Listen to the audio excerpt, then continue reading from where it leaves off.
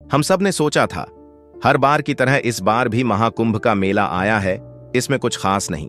लेकिन यह महाकुंभ तो 144 साल बाद आया था और संतों से भरे इस मेले में कुछ चमत्कार ना हो, यह हो ही नहीं सकता था। पर कुछ ऐसा हो जाएगा जिसे सुनकर और देखकर लोग कांप उठे। यह लोगों ने नहीं सोचा था। इस बार का महाकुंभ केवल एक धार्मिक मेला नहीं था, यह एक ऐसा रहस्य लेकर आया जिसे सुनकर लोगों के होश उड़ गए। आखिर उस साधु में ऐसा क्या था कि महिलाएं उसकी तरफ खींची चली जाती थीं, और आखिर महिलाएं गायब क्यों होने लगीं? एक एक कर आपको सब जानने को मिलेगा। पर अगर आप भी भगवान को मानते हैं तो कमेंट बॉक्स में हर हर महादेव जरूर लिखिए। आइए जानते हैं पूरी कहानी क्या थी। घटनाएं उस दिन शुरू हुई जब एक रहस्यमयी अघोरी साधु ने घाट पर कदम रखा। उसकी उपस्थिति ने न केवल लोगों को आकर्षित किया बल्कि डराया भी। उसकी आंखों में गहरी लाल चमक थी और शरीर पर राख लिपटी हुई थी। उसके आने के बाद से घाट पर अजीब घटनाएं होने लगी। महिलाएं गायब होने लगीं और चारों ओर एक ऐसा रहस्य गहराने लगा जिसे सुलझाना आसान नहीं था। प्रयागराज के संगम घाट पर चारों तरफ चहल पहल थी। साधु संत अपने अपने आश्रमों में बैठे हुए भजन कीर्तन कर रहे थे। जगह जगह धूप, अगरबत्ती और मंत्रोच्चार की आवाजें माहौल को पवित्र बना रही थी।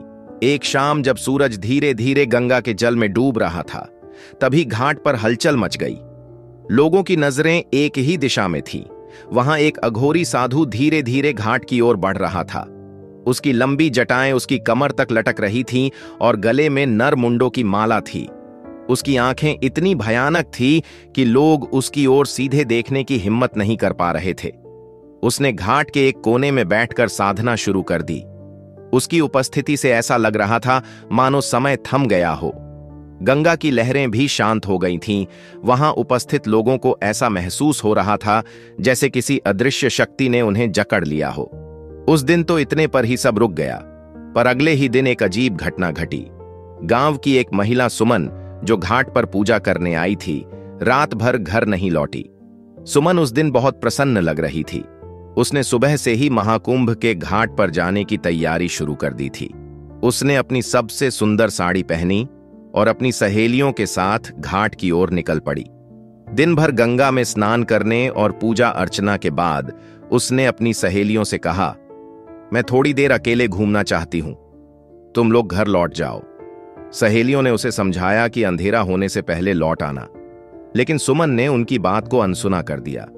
शाम ढलने लगी और सुमन घाट के किनारे बैठे उस अघोरी साधु की ओर आकर्षित हो गई। वह ना चाहते हुए भी उसके पास खींचती चली गई। उसके पास पहुंचकर उसने देखा कि साधु अपनी गहरी लाल आंखों से उसे घूर रहा है। वह कुछ बोल नहीं पाया। उसकी आंखें मानो किसी सम्मोहन का जाल बिछा रही थीं। मुझे तुम्हारे अंदर एक विशेष ऊर्जा दिखती है, साधु ने गहरे स्वर में कहा। सुमन चुपचाप खड़ी रही। उसके कदम जड़ हो गए। तभी साधु ने अपना त्रिशूल उठाया और उसके चारों ओर एक घेरा खींच दिया। अचानक सुमन की चीख से घाट का सन्नाटा टूट गया। वहां मौजूद कुछ लोगों ने देखा, लेकिन डर के मारे वे उसकी मदद के लिए आगे नहीं बढ़ पाए।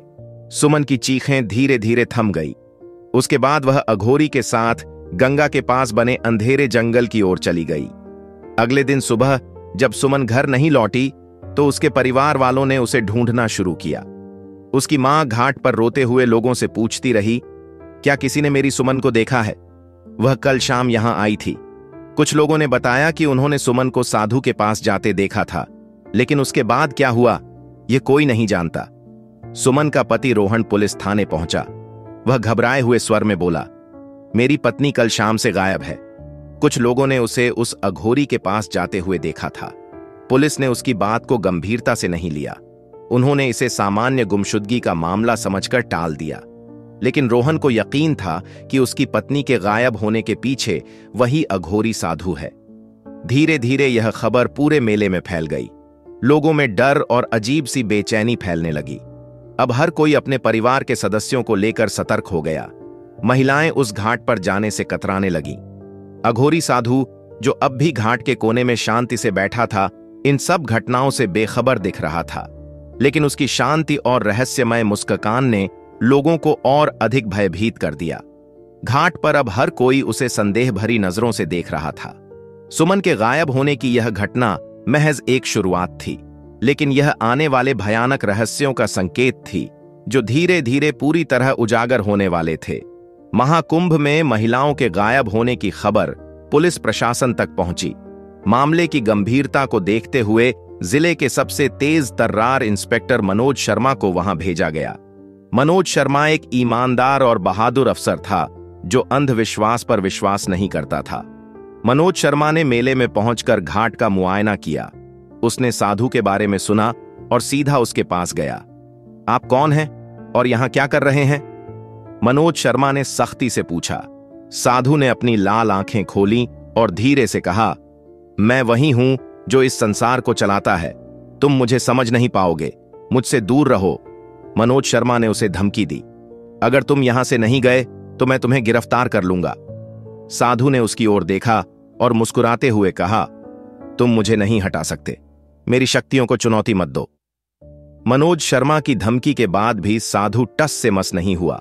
उसने एक गहरी सांस ली और अपनी आंखें बंद कर ली। कुछ पल बाद उसने अपना त्रिशूल उठाया और जोर से धरती पर मारा। उस प्रहार से गंगा के शांत पानी में अचानक उथल पुथल मच गई। ऐसा लगा मानो नदी ने अपनी गति को रोककर क्रोध में उफान मारा हो। आसमान में काले बादल छा गए और बिजली चमकने लगी। घाट पर उपस्थित लोग चीखने चिल्लाने लगे। किसी ने ऐसी घटना पहले कभी नहीं देखी थी। गंगा के पानी में एक भयानक भय बनने लगा। लोग डर से घाट छोड़कर भागने लगे। साधु ने अपनी आंखें खोली और मनोज शर्मा की ओर देखा। उसकी लाल आंखों में एक अजीब सी चमक थी, मानो वह इंसान नहीं कोई अलौकिक शक्ति हो। उसने गहरे स्वर में कहा, मैंने कहा था मेरी शक्तियों को चुनौती मत दो। अब देखो तुम्हारे इस संसार का क्या होता है। अचानक घाट पर मौजूद कुछ महिलाएं बेहोश होकर गिर पड़ी।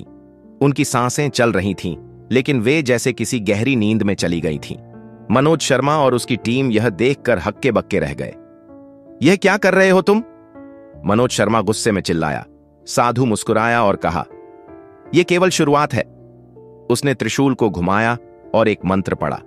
बेहोश महिलाएं उठीं और एक कतार में चलने लगीं। वे सभी गंगा की ओर बढ़ रही थी, मानो किसी अदृश्य शक्ति के नियंत्रण में हो।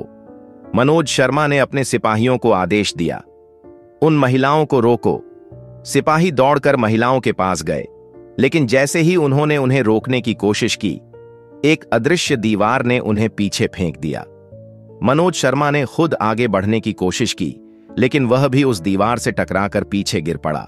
साधु ने एक भयानक हंसी के साथ कहा, इस संसार के नियम मेरे हाथ में हैं। तुम केवल एक नश्वर हो, मुझे रोकने की हिम्मत मत करो। घाट पर उपस्थित लोगों ने यह सब देखा और डर के मारे भागने लगे। गंगा का पानी अब लाल रंग में बदलने लगा था। मनोज शर्मा अब साधु की शक्तियों और उसके उद्देश्य को समझने के लिए दृढ़ थे।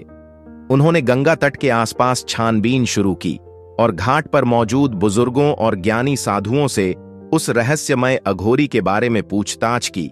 एक वृद्ध संत जो वर्षों से गंगा के किनारे तपस्या कर रहे थे, उसने धीरे धीरे कहा, वह साधु कोई सामान्य व्यक्ति नहीं है। उसे अघोर पंथ की प्राचीनतम शिक्षा प्राप्त है। वह महाकाल अग्नि सिद्धि का साधक है, एक ऐसी साधना जो आत्मा और प्रकृति के सबसे अदृश्य पहलुओं को जागृत कर सकती है। यह साधना उसे धरती और जल दोनों पर शासन करने की शक्ति देती है। गंगा के लाल होने का कारण उसकी यही शक्ति है। वह इस ब्रह्मांड की ऊर्जांचल है, लेकिन इसके लिए बलिदानों की आवश्यकता होती है। मनोज शर्मा ने अचंभित होकर पूछा, तो क्या वह इन महिलाओं को उसी बलिदान के लिए ले जा रहा है? संत ने सिर हिलाते हुए कहा, हां, और यदि यह अनुष्ठान पूरा हो गया तो वह इतना शक्तिशाली बन जाएगा कि उसे कोई रोक नहीं सके। त्रिलोक में अराजकता फैल जाएगी। उसे रोकने के लिए समय कम है। साधु की शक्तियां किसी साधारण अघोरी से बहुत आगे थीं।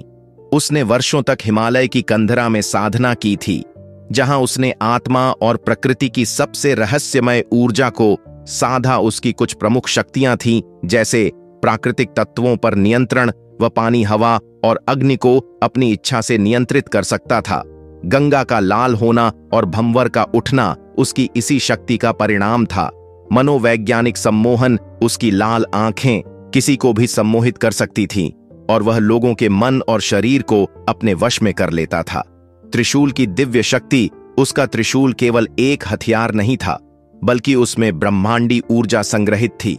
वह इसे धरती पर मारकर ऊर्जा तरंगे उत्पन्न कर सकता था। भूत प्रेतों और आत्माओं का नियंत्रण, वह अधूरी आत्माओं को अपने अधीन कर उन्हें अपने कामों के लिए इस्तेमाल करता था। काल चक्र का आह्वान, वह समय को नियंत्रित कर सकता था। उसका एक विशेष मंत्र समय को धीमा या तेज करने में सक्षम था। साधु का उद्देश्य केवल शक्ति प्राप्त करना नहीं था, वह एक प्राचीन पांडुलिपि की खोज में था जिसमें महाकाल यज्ञ का रहस्य लिखा था। यह यज्ञ उसे अमृता और अनंत शक्तियां प्रदान कर सकता था। इसके लिए उसे 7 पवित्र आत्माओं की आवश्यकता थी, जिनमें सुमन जैसी महिलाएं चुनी गई थीं। मनोज शर्मा ने तय किया कि उस साधु की शक्तियों का सामना करने के लिए उसकी कमजोरियों का पता लगाना होगा। उसने संत से पूछा, क्या उसकी शक्तियों का कोई तोड़ है? संत ने कहा, हां, उसकी सबसे बड़ी ताकत, उसकी सबसे बड़ी कमजोरी भी है। उसका त्रिशूल ही उसकी शक्ति का स्रोत है। यदि त्रिशूल को उससे अलग कर दिया जाए तो उसकी शक्तियां कमजोर हो जाएंगी, लेकिन ऐसा करना बहुत जोखिम भरा है, क्योंकि त्रिशूल के पास पहुंचना भी आसान नहीं है। जो कोई इसे छूने की कोशिश करता है वह जलकर राख हो जाता है। मनोज शर्मा ने संत के साथ मिलकर योजना बनाई। वह जानता था कि अकेले लड़ना संभव नहीं है, इसलिए उसने घाट के अन्य साधुओं और तपस्वी से सहायता मांगी। संतों ने तय किया कि गंगा किनारे सामूहिक रूप से हवन और मंत्रोच्चार किया जाएगा, जिससे घाट पर सकारात्मक ऊर्जा फैले और अघोरी की शक्तियां कमजोर पड़े। साधु, जो घाट पर अपनी साधना में लीन था, अपने चारों ओर होने वाली हलचल को भांप गया। उसने अपनी आंखें खोलीं और दूर खड़े मनोज शर्मा को देखा। उसकी मुस्कुराहट और गहरी हो गई। तो तुमने मुझे चुनौती देने का साहस किया है, उसने गहरे स्वर में कहा। उसने अपनी आंखें बंद कीं और कुछ मंत्र पढ़ने लगा। अचानक घाट पर भयंकर आंधी चलने लगी। गंगा का पानी और अधिक लाल हो गया। साधु ने अपने त्रिशूल को उठाया और हवा में घुमाया। एक तेज रोशनी का गोला बन गया, जो सीधा घाट पर मौजूद हवन स्थल की ओर बढ़ा। घाट पर संतों और तपस्विनी मनोज शर्मा के नेतृत्व में हवन शुरू कर दिया। चारों ओर मंत्रोच्चार की गूंज फैल गई, जिससे घाट का वातावरण सकारात्मक ऊर्जा से भरने लगा। साधु को यह एहसास हो गया कि उसका साम्राज्य खतरे में है। उसने अपनी आंखें बंद कीं और गहरे स्वर में एक मंत्र पढ़ा। त्रिशूल से उठी ऊर्जा ने हवन स्थल को निशाना बनाया था, लेकिन संतों के मंत्रों की शक्ति ने उस ऊर्जा को रोक दिया। साधु के चेहरे पर गुस्से की लकीरें उभर आई। उसने अपने हाथ से राख उठाई और उसे गंगा की ओर फेंक दिया। उस राख के गिरते ही गंगा के पानी से प्रेतों का एक झुंड निकल आया। ये प्रेत हवा में तैरते हुए हवन स्थल की ओर बढ़ने लगे। मनोज शर्मा और उसकी टीम ने हिम्मत नहीं हारी। उन्होंने तय किया कि साधु के त्रिशूल को उसकी पहुंच से दूर करना ही एकमात्र रास्ता है। मनोज शर्मा ने अपने सिपाहियों को आदेश दिया, तुम लोग हवन स्थल की सुरक्षा करो, मैं साधु की ओर जाता हूं। मनोज शर्मा ने अपनी बंदूक उठाई और साधु की ओर बढ़ा। साधु ने अपनी लाल आंखें खोलकर उसकी ओर देखा और मुस्कुराते हुए कहा, तुम यह युद्ध नहीं जीत सकते, मेरी शक्तियां तुम्हारी कल्पना से परे हैं। मनोज शर्मा ने दृढ़ता से कहा, मैं यहां तुम्हारी शक्तियों को चुनौती देने नहीं, तुम्हारे अत्याचार को खत्म करने आया हूं। साधु ने अपना त्रिशूल हवा में घुमाया, जिससे फिर से एक उग्र अग्निगोला मनोज शर्मा की ओर बढ़ा। मनोज शर्मा ने अपने त्वरित बुद्धि से एक किनारे छलांग लगाई और उस हमले से बच गया। उसने साधु के चारों ओर बने राख के घेरों को देखा। वह समझ गया कि यह घेरा उसकी ऊर्जा को बनाए रखने का स्रोत है। मनोज शर्मा ने अपनी चालाकी से एक पत्थर उठाया और घेरा तोड़ने की कोशिश की। जैसे ही वह पत्थर घेरा पार करता, एक अदृश्य दीवार ने उसे वापस उछाल दिया। साधु ने हंसते हुए कहा, तुम यह साधारण तरीकों से नहीं कर सकते, मेरा घेरा केवल दिव्य शक्ति से टूटेगा। तो उसी समय संतों ने मनोज शर्मा को आवाज लगाई, घेरा तोड़ने का एकमात्र तरीका उसके त्रिशूल को छूना है, लेकिन वह त्रिशूल केवल पवित्र जल से ही कमजोर होगा। गंगा के प्राचीन मंदिर से लाया गया जल ही इसे शक्ति से वंचित कर सकता है। मनोज शर्मा ने संत के एक शिष्य को कहा, तुम मंदिर जाओ और वह जल लाओ। तब तक मैं साधु का ध्यान भटकाता हूं। मनोज शर्मा ने अपनी चालाकी से साधु को उकसाना शुरू किया। अगर तुम्हारी शक्ति इतनी महान है तो तुम्हें मुझे हराने के लिए इन भूत प्रेतों की आवश्यकता क्यों पड़ी? साधु उसकी बातों में आ गया।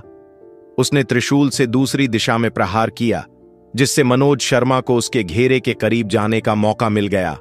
कुछ ही देर में शिष्य पवित्र जल लेकर लौट आया। मनोज शर्मा ने झट से जल लिया और त्रिशूल की ओर दौड़ा। साधु ने उसे रोकने की कोशिश की, लेकिन मनोज शर्मा ने जल त्रिशूल पर डाल दिया। पवित्र जल के छिड़कते ही त्रिशूल से एक भयंकर ध्वनि निकली। साधु दर्द से चीखने लगा। उसकी शक्तियां धीरे धीरे कमजोर होने लगीं। गंगा का लाल पानी फिर से साफ हो गया और भूत प्रेत गायब हो गए। साधु ने आखिरी बार मनोज शर्मा की ओर देखा और कहा, तुमने मेरी साधना को रोक दिया, लेकिन यह कहानी यहीं खत्म नहीं होगी। मेरी शक्तियां सदा के लिए समाप्त नहीं हो सकती। त्रिशूल के टूटते ही साधु का शरीर राख में बदल गया। घाट पर उपस्थित लोगों ने राहत की सांस ली। सुमन और अन्य गायब हुई महिलाएं धीरे धीरे होश में आने लगीं।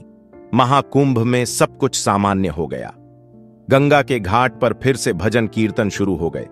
मनोज शर्मा ने संतों का आभार व्यक्त किया और गंगा तट की सुरक्षा को मजबूत किया। हालांकि मनोज शर्मा के मन में एक सवाल था, क्या सच में साधु का अंत हो गया था या यह केवल एक शुरुआत थी? जब मनोज शर्मा ने पवित्र जल से त्रिशूल को स्पर्श किया और साधु का शरीर राख में बदल गया, तो घाट पर अचानक एक अद्भुत शांति छा गई। गंगा का जल, जो अब तक शांत था, अचानक हल्के प्रकाश से झिलमिला लगा। हर कोई इस अप्रत्याशित घटना को विस्मय से देख रहा था। मनोज शर्मा ने संत की ओर देखा और कहा, क्या यह सच में समाप्त हो गया? तभी गंगा के ऊपर एक दिव्य प्रकाश उभरा। उसी राख से एक तेजस्वी आकृति प्रकट हुई। वह साधु का दिव्य रूप था। उसका चेहरा अब क्रोध और भयावहता से मुक्त था।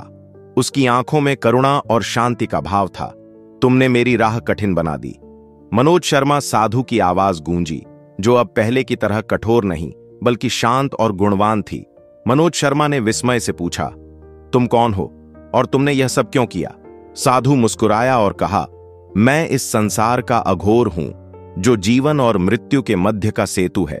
मेरी साधना का उद्देश्य विनाश नहीं बल्कि सृष्टि के संतुलन को बनाए रखना था। जो शक्ति मैंने अर्जित की थी वह केवल योग्यतम के हाथों में हो चाहिए थी। यह त्रिशूल, जो ब्रह्मांडी ऊर्जा का केंद्र है, अराजकता और शांति दोनों का कारक बन सकता है। मैंने इसे गलत हाथों में जाने से रोकने के लिए यह कठोर मार्ग चुना। साधु ने आगे कहा, मनुष्य अक्सर उस चीज को नहीं समझता जो उसे दिखाई नहीं देती। मेरी शक्ति को तुमने चुनौती दी, लेकिन यह तुम्हारा साहस और दृढ़ता थी जिसने तुम्हें इस परीक्षा में उत्तीर्ण किया। यह त्रिशूल अब गंगा की गहराइयों में विश्राम करेगा, जब तक कि संसार को इसकी आवश्यकता ना हो। साधु ने त्रिशूल उठाया और उसे गंगा की धारा में प्रवाहित कर दिया। जैसे ही त्रिशूल जल में समाया, गंगा की लहरें स्वर्णिम हो गईं। साधु ने अपने हाथ आकाश की ओर उठाए और कहा, मैं अब वापस वहीं जा रहा हूं जहां से आया था, विराट शून्य में जहां केवल शांति है। याद रखना, यह संसार संतुलन पर आधारित है। जब भी संतुलन बिगड़ेगा, मैं फिर लौटूंगा। साधु की आकृति धीरे धीरे प्रकाश में विलीन हो गई। घाट पर मौजूद लोग उसकी दिव्यता को देखकर निशब्द थे। मनोज शर्मा भी उसकी बातों से प्रभावित हुआ। उसने महसूस किया कि सत्य और न्याय के मार्ग पर चलने के लिए केवल शक्ति नहीं बल्कि विनम्रता और विवेक भी आवश्यक है। गंगा की लहरें शांत हो चुकी थीं और आकाश में सूरज की पहली किरण ने नया सवेरा किया। घाट पर मौजूद हर व्यक्ति के मन में उस दिव्य आत्मा के प्रति श्रद्धा का भाव जाग उठा। मित्रों, अगर आपको यह वीडियो पसंद आई है तो कमेंट बॉक्स में हर हर महादेव अवश्य लिखें और ऐसी ही रोचक वीडियो के लिए हमारे चैनल को सब्सक्राइब अवश्य करें। हर हर महादेव।